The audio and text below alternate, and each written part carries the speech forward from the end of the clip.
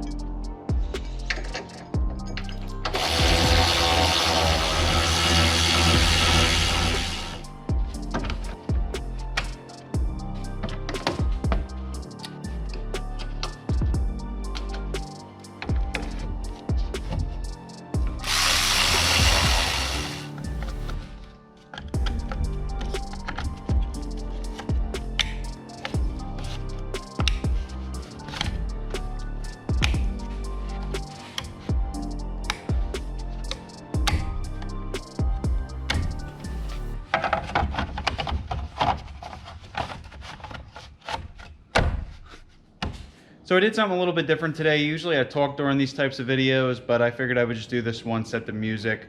I kind of wanted to edit a video where I just did music, during all of the mechanical side of things, because this is pretty cut and dry. The only thing I probably should have talked about was the actual battery terminal, where I would have put some battery terminal cleaner or a dielectric grease or something on it to keep it from corroding.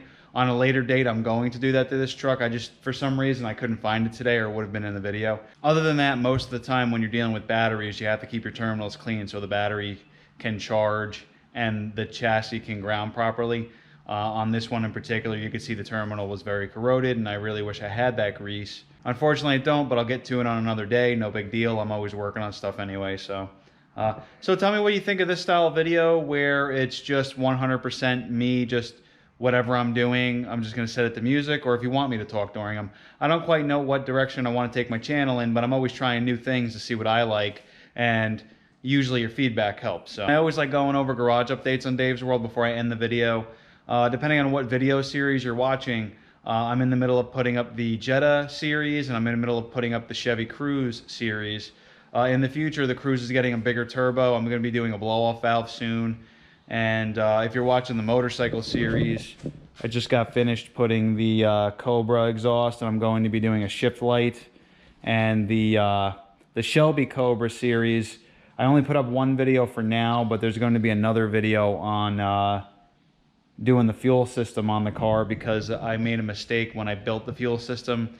I think where I put the fuel pump is in a bad location. I don't think it could siphon the fuel properly. It was perfectly fine for about a year, and then all of a sudden I started having problems recently, and I think it's because I went around a turn too fast and the system sucked air and it just had to reprime. If you watch the video on it, you'll see that I literally just had to crack it loose, and all of a sudden it started right up, and it's because there was just air in the system. I'm also in the middle of doing the Jetta. What I did was a big turbo on that car, but unfortunately the header I chose was probably the worst header you could use for the big turbo swap, so I'm actually in the middle of pulling the new header out and going with a cast iron version, because it's just a better option. It's easier to get to the bolts. The bolts kept coming loose, and there was a special locking tab that I'm going to be using with the new header. You couldn't use it on the old one, unfortunately. And then the Corvette's getting a wide body. And don't forget to check out that video series. Then also don't forget to check out the 1965 Resto Mod Mustang. That's going to be a fun one. I'm putting a 4.6 liter V8 into a 65 Mustang with a 5-speed manual and a couple other modern goodies. So thanks again, everybody. And please comment below if there's things that you like, things you don't like. I love the feedback. It's very important. I do my videos based on your feedback. You know, the idea is something I want to see, but the style is something you want to see, so that's what I try and do. So based on your comments and feedback, I make the videos the way you want to see them. So if there's stuff you like and stuff you don't like, please comment below, because whenever I do a future video, I'm going to do it based on what you told me. You guys influence me the same way I can influence you. So I appreciate you guys checking out Dave's World. I appreciate you subscribing. Thank you very much, and have a very nice day.